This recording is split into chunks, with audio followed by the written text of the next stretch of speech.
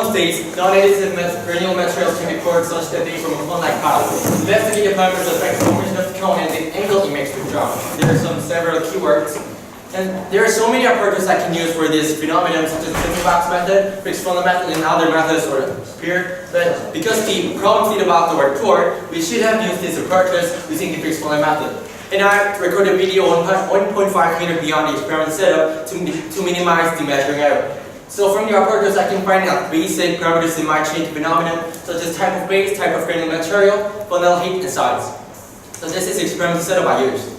This is the observation video, and I have 12 kg at 1 mm blast speed, and we can see that conical pile is getting bigger and bigger, and the surface seems like it's vibrating.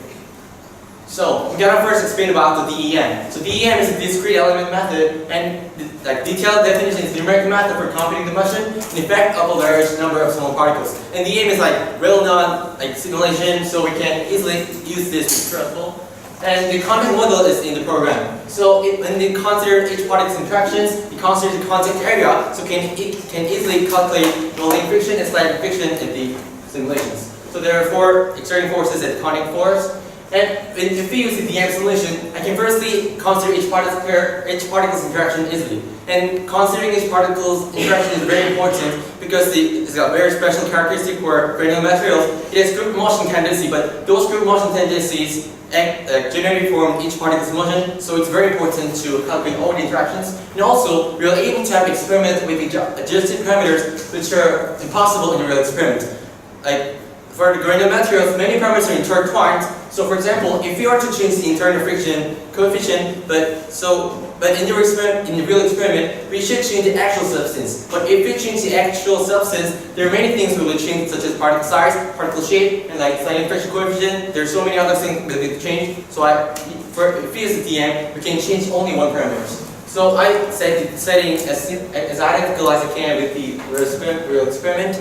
And those 2 videos show me validating for using the DEM simulations. So when you compare these 2 graphs, 2 video, I put actual coefficient number for the glass speed, sliding coefficient and rolling friction. It looks very similar, so I can say that I replace many experiments with the DEM simulations. So I'm going to explain first about the formation of the pile. The first step is very beginning of the pile, when the pile is beginning to form.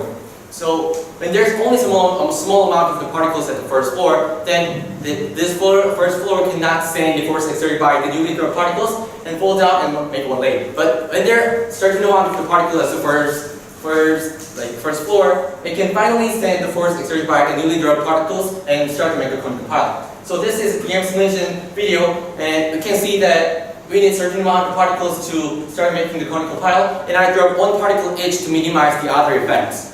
So now let's start to make a conical pile.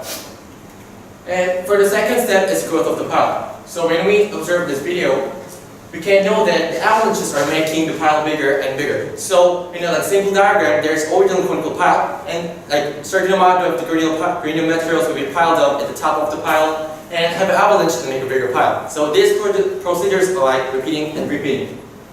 So I observe the angle between the conical pile and the ground. When you observe this video, you can see that angle is very constant before the avalanche. But when the avalanche happens, the conical pile gets bigger and bigger, but the actual angle is constant as the previous angle. So we can see that the angle between the conical pile and the ground is constant, and I focus on that angle.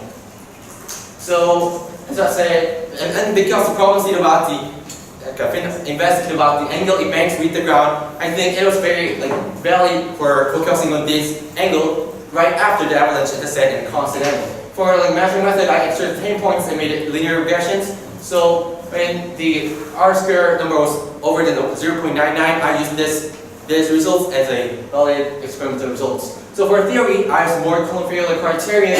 So for most granular materials, this equation has to be valid. But in this equation, in this phenomenon, it is not as a material, so C equals 0. And when this shear stress is larger than the shear strength, the failure or destruction will happen from the destructible surface. And the mu equals to tangent, when the mu equals to tangent phi, the phi is internal friction angle. And internal friction's definition is this: the internal forces are resisting the particles, so it's very similar concept with the roughness.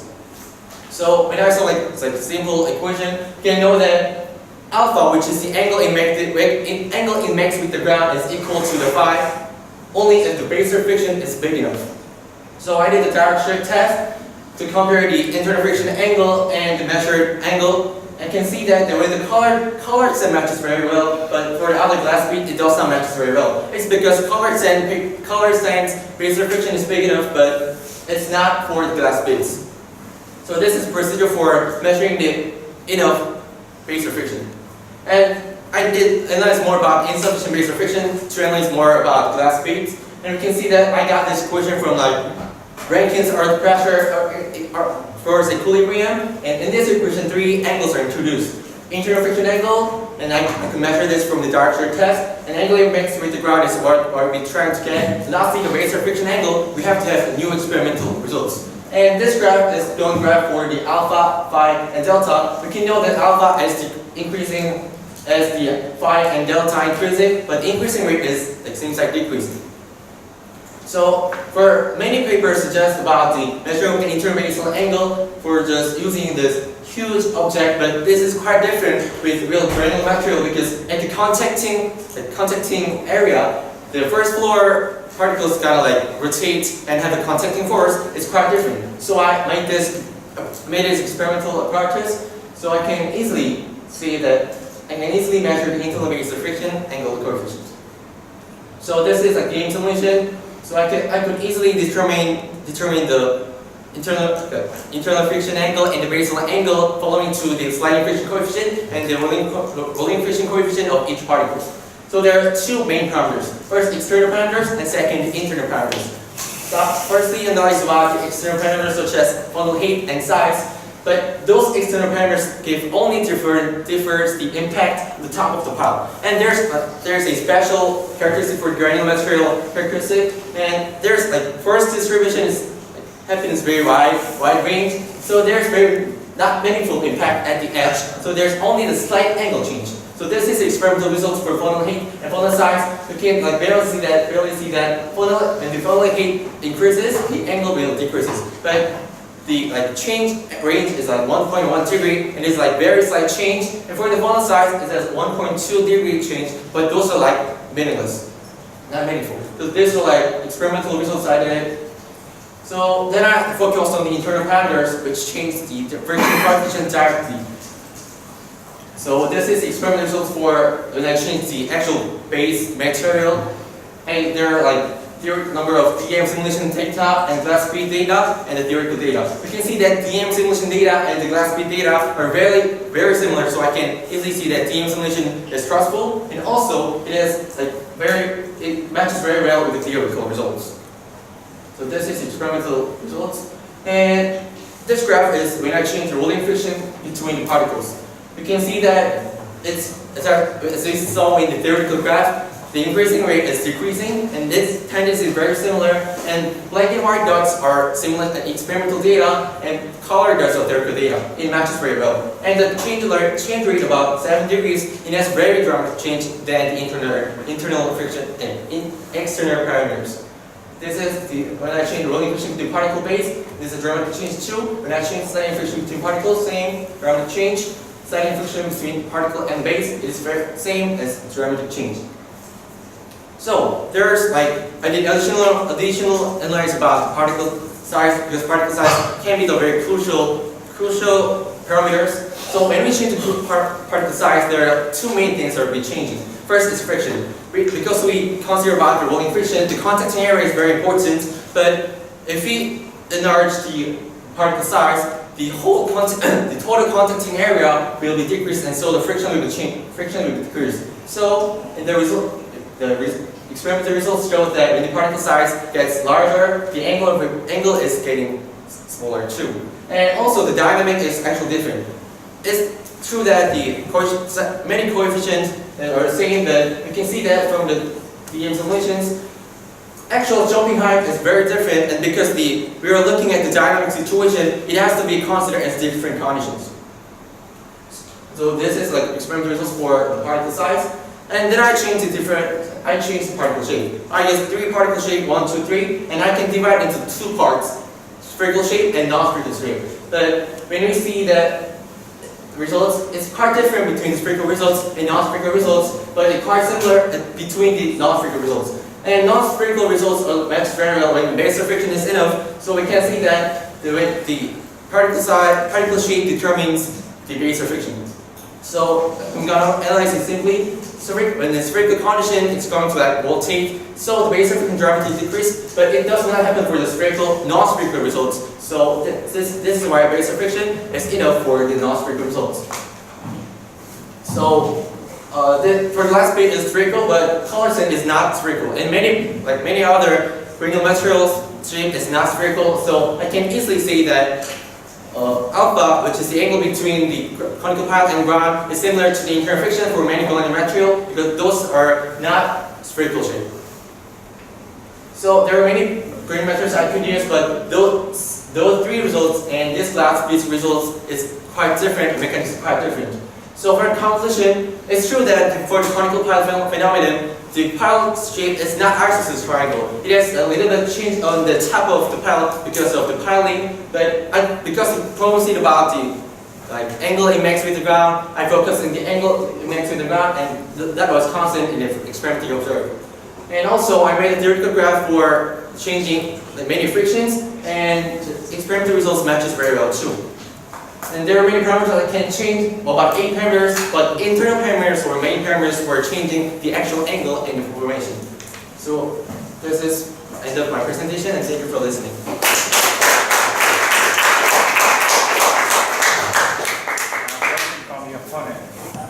Hello, my name is Finnegan Messerli from New Zealand. Just a few questions. What program did you use to conduct your simulations? The EM simulation is like already constructed simulation. Yeah, so which program? Which software? EDM. EDM, okay, thank you. Was your force displacement for two particles contacting, was that linear or non-linear? Non-linear. So you used the Hertzian? Yeah, Yeah, cool, thank you.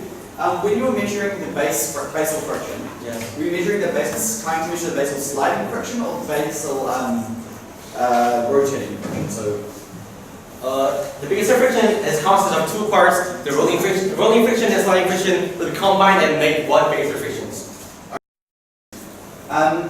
Did you assume that in your simulations that the static friction is the same as the kinetic friction?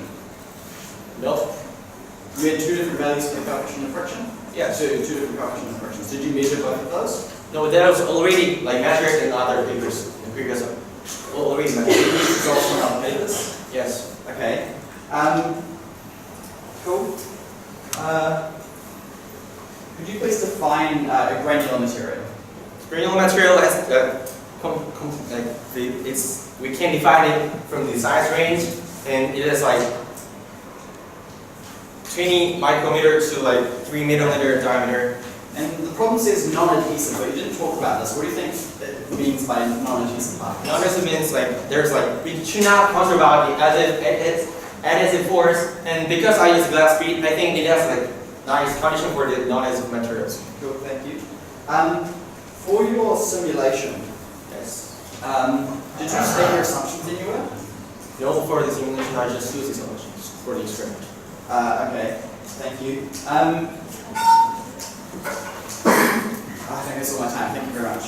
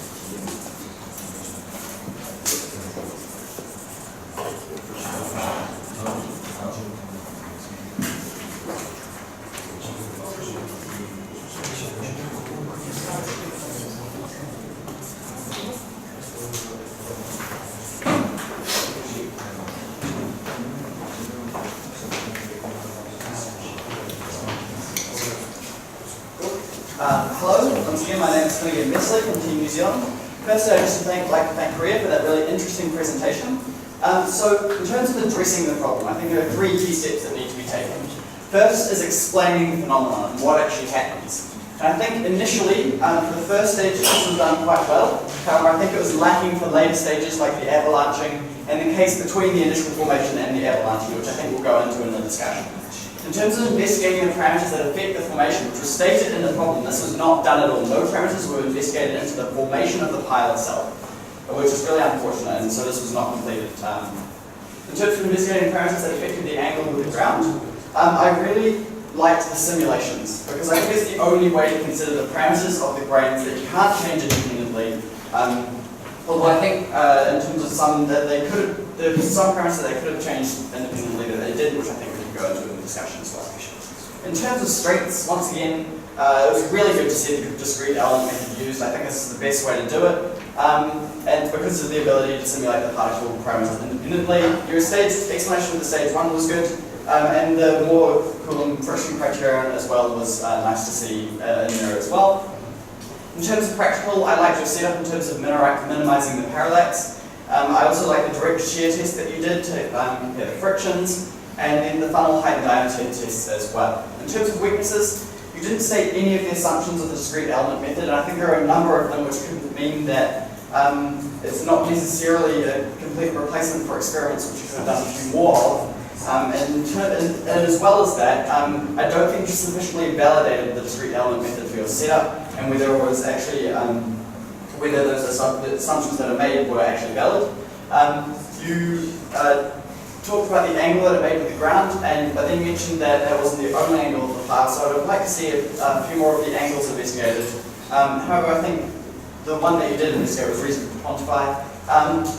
You did talk about the formation in as much depth as I would like to. You did have slide numbers which made it a little hard to come back to things as well. In terms of practical weaknesses, when you measured the base friction, you put it into one parameter, though it's really two. It's the rolling friction and the sliding friction, which this rolling friction I think you could have measured reasonably easily. In terms of, there was no real comparison between theory to experiment, and when you it seems just because you put the parameters into your simulations that would fit the experiments that you did. In terms of the explanation of the effect of the parameters, I think in some cases this was a bit like, I'd like to go over some cases and talk about some of them in the discussion. And you could have done a few more actual tests. I didn't really like the shape tests that you did in real life, because of course you're changing all the other things, all the other parameters. In terms of the points for discussion, I'd like to go over the discrete element method and some of the assumptions that it makes. I think you missed out a few of them, or all of them. So I've got a list here that I could go through, and how you validated the use of the discrete element method for your scenario. So I don't think you did that very well. You tried something at the start, but I didn't really like that. In terms of formation of the cone, the stage after it actually starts forming, and so what's actually happening there, and then to the point where you're getting avalanches and the bicyclicity of the angle, because you said the angle doesn't change between avalanches, but I think it kind of has to for an avalanche to occur, and that's how you described it. Also, I'd like to go into the effect of some of the parameters. For example, why the base friction has the effect it does, and why the particle size has the effect it does, because I personally wasn't expecting that result, so I think it was quite interesting. So I'd like to invite you up for the discussion.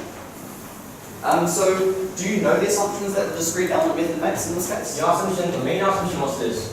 The assumption for EDM is then all the particles geometrical are very asymmetry. So maybe for just 3 particles from the one funnel, it shapes like this, stable equilibrium, unstable equilibrium. So this is the main assumption for this, and this might be very different, but other than this, everything is very similar with the real equations.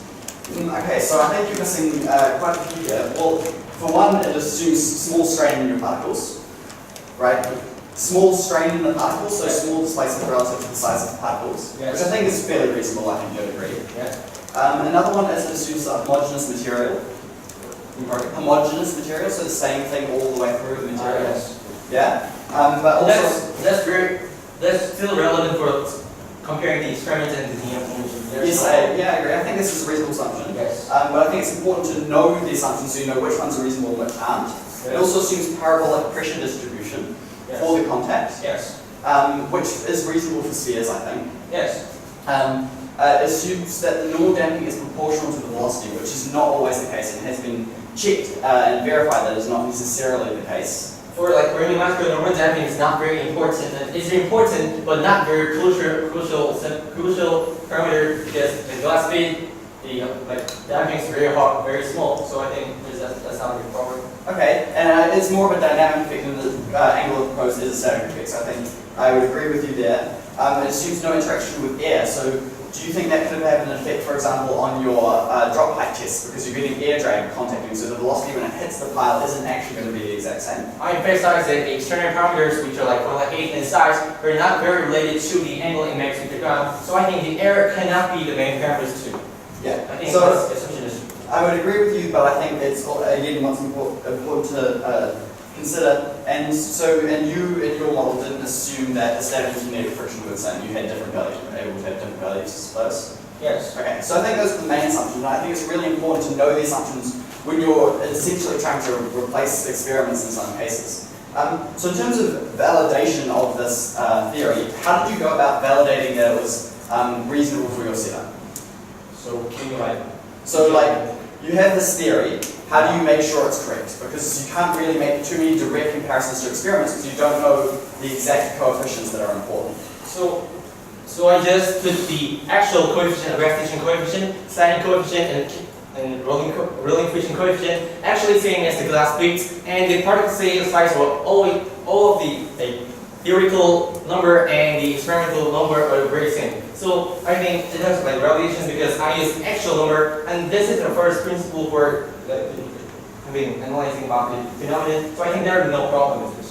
Did you use all the extra parameters? Did you measure, for example, the Young's modulus? Because I know that's an input parameter in the discrete number. Yes, I put the Young's modulus, and that was on the paper, all of the paper. So which paper did you get these values from? Are you sure that's just the exact name. Sorry. But were you sure it's for the exact glass beads that you used?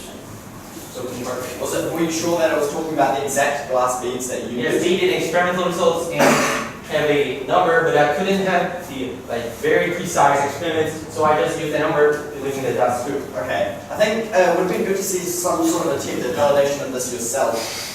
But I agree. I think it's fairly reasonable to use a paper. So I think we'll move on, but I think it was really important to go over the assumptions and how he was able to validate these, whether this was correct.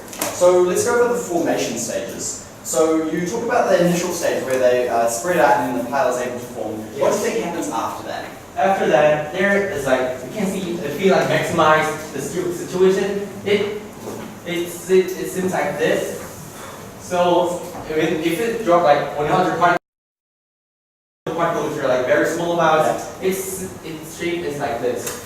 And this is not a conical pile as I define. I define conical piles as there's straight line at the edge of it and a little bit of pile at the top of it. And I think this is a very different condition because it did not reach the actual amount of the particles to reach the certain angle. So I think also for this situation, for this phase, we have 0.1 second for colored sand with very small time interval, and then this not meaningful, and this is meaningful, and I focus on this. Yeah, I think it's reasonable to measure this stage, but because the problem specifies to consider the formation, I think it's interesting to talk about the physics of the formation, right? Yes, so I talk about physics by considering each particle's interactions. Yeah, but I think it's also for any sort of granular material scale, you want to talk about the micro scale, which you've done with the discrete element method, and also the macro scale, so what's actually happening is the collection of those particles. So if you look at the base, as the particles begin to form, you say you form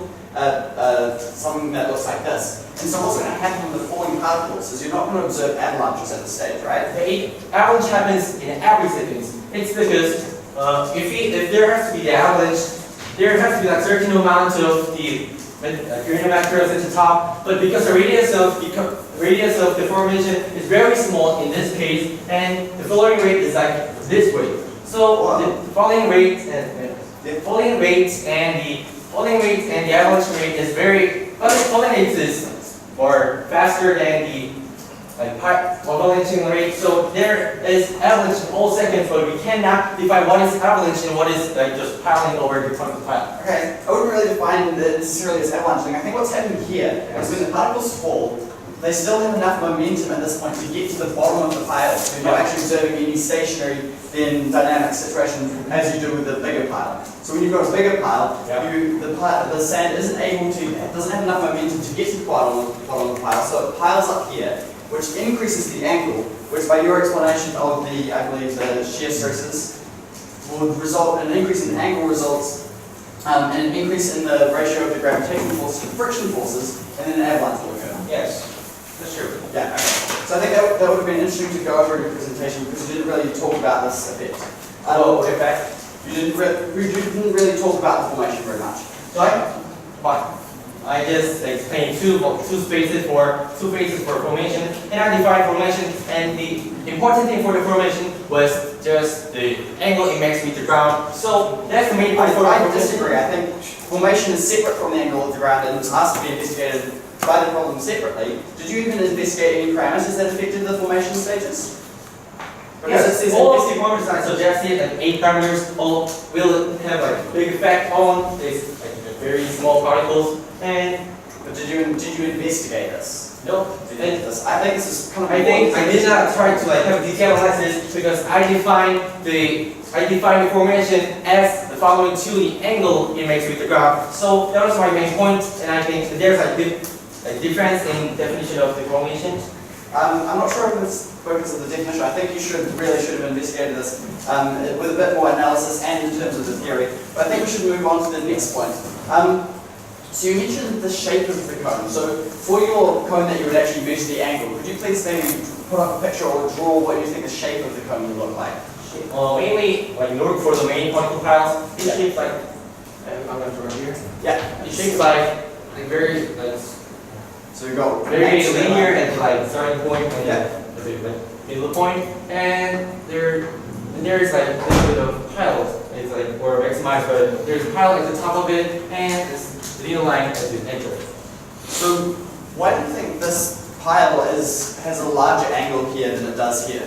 Because it has like it's just piled because of the force equilibrium dropped by the funnel, and why is the equilibrium different here than it is here?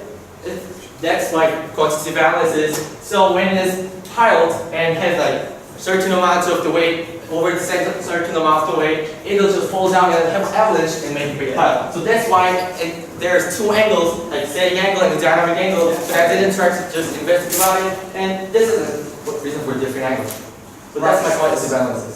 So the reason for the difference in angle is, can you try to explain that in a different way? It wasn't particularly clear to me. Why there's a different angle here than Did you have understood my quantitative analysis? I believe I did. So we need a certain amount of the weight to have a falling failure or So we need friction, right? So we need the interfriction. And so we need a certain amount of the force exerted by this newly formed particles which are piled. So if this weight is like over like certain weight, and then going to fall, then make just bigger pile. And why is that different here and here? Because it's piling and then it's not piled. Right. Okay. Yeah. So I think the main difference between these two is I think there will be some piling effects happening here as well. But I think the main difference is that this area here is being affected by the friction of the base. Yes, that's true. That's And true. so it needs a wider base. It needs the base here needs to be wider to support the entire weight of the pile in terms of the friction with the base. That's true, but for like All right, the discussion is over. Your opponent. So I'd like to thank Korea for that really interesting discussion. I think we went over a number of points. I think the first and probably most important point is the assumptions of the model that they used. They didn't state them and they didn't seem to know them. And I think we went through that, and I think we did agree that most of them are valid in this case. And I agree with the uses of the discrete elements method. I think it's the best way to quantify a lot of the parameters. But I think they should have known these assumptions. We then talked a bit about the validation of the model. And they had gotten the values of their glass beads from a paper. I would like to see them investigate the parameters of these beads themselves, but I think it was reasonable enough that they got them from a paper. I think the use of this read element method was valid enough. We then talked about the formation stages of the cone. And I really don't think the reporter considered the formation either in terms of the parameters or qualitatively enough. And finally, we talked about the shape and advisability of the pile, and I think we agreed that the angles are different due to the friction of the base. Thank you. Okay, so first to the report, how does your DEM model randomize the dropping of the beads in relation to the size of the diameter? So what do you mean? Because you can't drop the beads directly on top of each other, so how do you randomize the positioning of the beads? Random. Okay. So you mentioned how air resistance is an important assumption that may missed out. So how do you think this would affect the formation of the angle? I don't think air resistance will have a massive effect, but I think it's important to consider the assumptions. So in that case, do you think that there's any assumption in DEM that would make their experiment invalid? No. Okay. So then what are the assumptions you think of their other theoretical model, the Moore-Bloom? The Moore-Coulomb friction criterion is an empirical equation, so it doesn't really have that sort of assumption as such, but it's basically assuming that that is the assumption. And for you, do you think that the Moore-Bloom includes the dynamic motion of the sand, or is it only the static? So it does not consider dynamic constants, but it's still valid because I said the external parameters are not considered not important. However, during the avalanching formation part, is there not a dynamic? So there is dynamic constant for avalanching procedure, but not for the piling and the falling starting point of falling. Yeah. In your simulations, which parameters did you fit, and which parameters did you actually measure? What do you mean? I use for the sliding friction and sliding friction, rolling friction. Sliding friction, rolling friction, and resistance coefficient. I used it from the paper, and other things I have nothing to measure more than this. Okay. And how did you exactly ensure that your material was non-adhesive? So I used the glass bead, so it does not have the As you mentioned in your definition, you said that there was humidity involved. 20% of the humidity was I used. So you control the humidity. Yeah. Okay, thank you. And how do you change the properties of the particles in your experiments? I didn't actually change particles. I changed particle size only then. Because if I change more than that, many parameters will be intertwined, so there will be meaningless, not meaningful experiment. Okay, and do you think that there could have been any other way that they could have changed the parameters of the particles? Yeah, absolutely. Another interesting one would have been particle size distribution. There are ways you can do friction. But I think those are the main ones. Particle size is definitely the main one you can do. Okay, how do you think that the flow rate actually affects your experiment? It does not affect, as I said, external forces does not affect the actual angle in a very high degree. It does not, as you can see, 1.1 or 1.2 degrees will change. This will not very slight change. Do you agree with the report on this point? I don't think it will affect the angle of the pile significantly. However, do you think that it will affect the formation of the pile? Absolutely. Okay. Thank you. And one more question, why do you think that the formation is only the final shape of the cone? No, I don't think that is a final shape, it's only the formations. So I think, yeah. Okay, thank you. Thumbs up.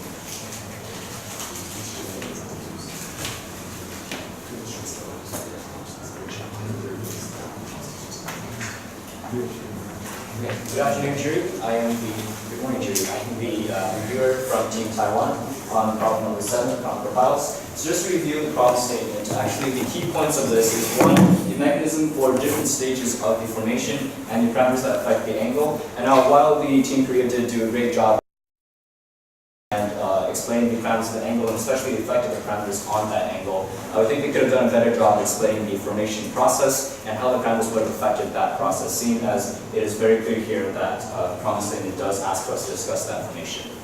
So in terms of the reporter's outline, their observations were fine. Regarding their definitions and the theory, using their DEM, you can clearly see the effect of parameters, which I thought was nice. And it's especially impressive that they managed to somehow code in thousands of particles into their simulation.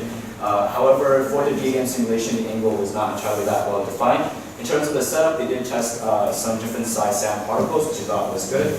And they used the camera from a larger distance to minimize the effects of measuring error. However, they didn't really mention how many times they did the trials, and we'd like to know, because of the avalanching, whether or not the angle later on will change. And they didn't really examine the formation process itself, and this we think was the key misstep inside of the report from Team Korea, is that they did not actually examine the dynamic formation of the pile other than in their DEM simulation. And with their conclusion, although it matches their theory very well, oftentimes they use their DEM simulation as a comparison rather than showing us their experimental results as a comparison for their theory. And this could be something that they improve. For the opponent, they talked about the missing parameters, or they wanted to talk about the missing parameters that were not changed. They talked about the limitations of the simulation, and they talked about how the other angles on the pile were not examined as much, and so we think that these were generally a good thing. However, they didn't control the time very well, and thus they were not able to actually discuss the effective parameters, which they also thought were important. For example, trying to clarify exactly how changing the size might affect the friction coefficients and the contact surface area, as they mentioned in their report. So the first part of the discussion was when we were talking about the assumptions of DEM. Now, the opponent brought up a wide range of assumptions, including air resistance. However, like the reporter, the reviewer believes that most of the assumptions are actually quite valid for their experiment, and therefore we think that this discussion was not that important. The only part that is problematic is that it seems that the particles are spheres, which obviously they did address later on in their other models. Regarding the formation process, the opponent tried to ask when they could see the avalanching and what exactly are the dynamics, but the reporter again said that they did not really examine this portion of the formation, seeing as the avalanching is also constantly occurring. There's no clear definition for this. Now the reviewer thinks that this could actually be improved because their model only looks at the static conditions, and by including the dynamic conditions, then perhaps they could find a condition for avalanching and perhaps even a period of the avalanche. Then finally, regarding the measuring angle, the opponent wanted to know what the height dependency of the angle was in their experiment. And again, Korea did not actually measure this. They only measured the angle with the ground because of the avalanching, which causes a change in that angle with time. And here we agree with the opponent that the different angles in the pile are an important part of the phenomenon, especially the angle at the very top, which is affected by the radius of the orifice and the flow rate there. And for that reason, they did not see any effect when they changed the height of the pouring. However, we think that actually is an important parameter that should have an effect on their phenomenon. So in terms of some point missed, first they did not really examine the formation process that well, and actually using their more equivalent theoretical model, they might actually be able to calculate some kind of period of the avalanche, theoretical period, using their flow rate. And this could have been a very nice verification of the theory and also an examination of the formation of the pile. Regarding the measurement of the angle, we think that they could have mentioned more about the reproducibility. And regarding their experimental control, we clarified that they did in fact control some parameters like the humidity, seeing as that was the definition of non-adhesive. Thank you.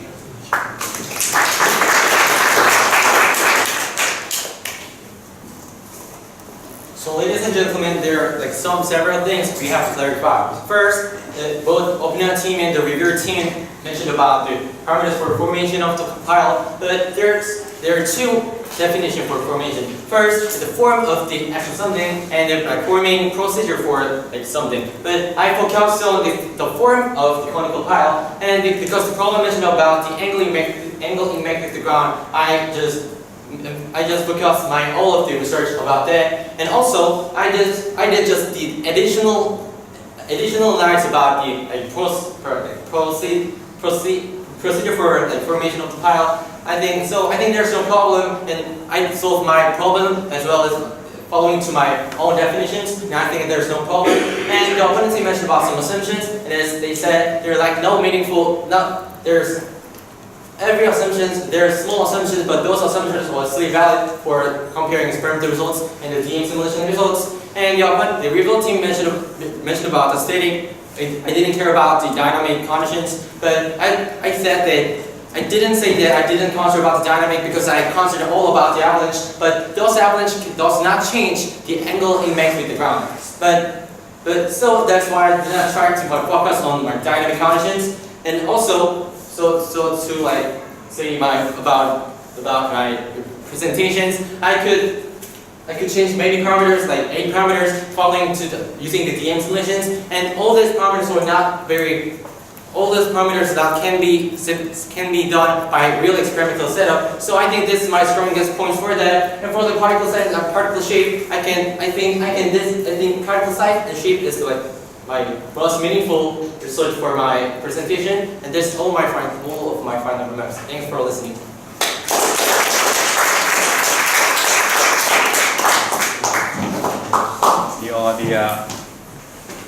Okay. Now, question from the juror? Yes.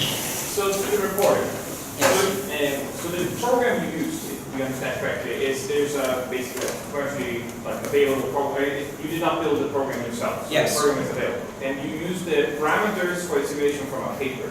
Yeah. Yes. So what is your novel contribution on the theoretical side?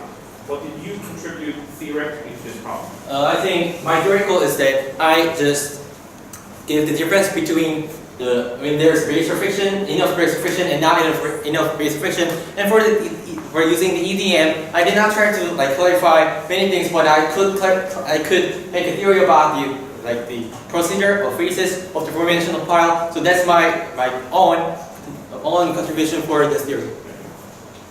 The question for all of you. I need a simple physical argument. Why the non-adhesive material make pile conical like? Why is not the sphere, cube, or some topological shape? Why is that conical like? I think the very important thing of the granular material is the force distribution, and when there is as I said, as I emphasized, the first floor of the conical tile, and if that was formed, we have to like following that surface. So it will be like formed in a symmetrical form and asymmetrical form and have an equilibrium for the gravitational force. And I think this is the main point, the asymmetry. Okay, First. The criteria for an avalanche is determined by the angle between the normal force and the gravitational force. Okay, thank you. Go ahead. And so that means it's the angle that matters, and so a cone has a constant angle all around the surface. Okay, thank you. Yes, we know from the Hungarian sand pile model that when you have two piles stacked, then they need to redistribute themselves to balance out the normal forces and frictional forces. Well, I have a question to the reporter and to the opponent. Well, what is the main reason for the avalanches? So avalanche, the main reason is that the particles will be piled, as I said, right after avalanche, its surface will be flat, and that on the that flat surface, the newly dropped particles will be piled, and as I said, when the weight of the newly dropped particles is over a certain weight, it is going to have a fall, as I said, in the quantitative analysis using the molecular failure, and this is the main reason for avalanche, and avalanche will not change the actual angle. Before an avalanche, the angle increases. This increases the component of gravity because you're getting more particles. This increases the component of gravity down the pile, and so it'll avalanche when the component of gravity down the pile is greater than the component of friction that is opposing that. That's my question to the reporter. So you said that the external parameters do not affect much, but do you think that if you get a height very, very high? As I said, like experiment said, like 1 meter, and there's like different in like various. What's that critical height? What's the critical height? That makes difference. Have you analyzed it? No, there will be no difference for the angle, but there's a critical difference for the formation of the very first part of the conical pile. And that's the main reason. And we need more granular materials to make a conical pile if we drop it from like 10 meters from apart. So that's the main difference. And there will be no difference at the angle in max the ground. And also, maybe it's on something. So in the report, can you show us any of your experimental graphs where you had angle on the y-axis? So can you show just any of those graphs? Because unfortunately there were no slide numbers, so it was very hard for me to actually write down graphs what you see.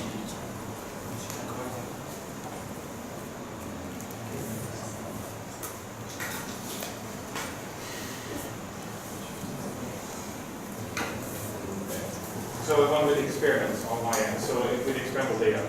So experimental data are like, as I said, black and white dots, and color dots are the theoretical results I used by insufficient base of friction.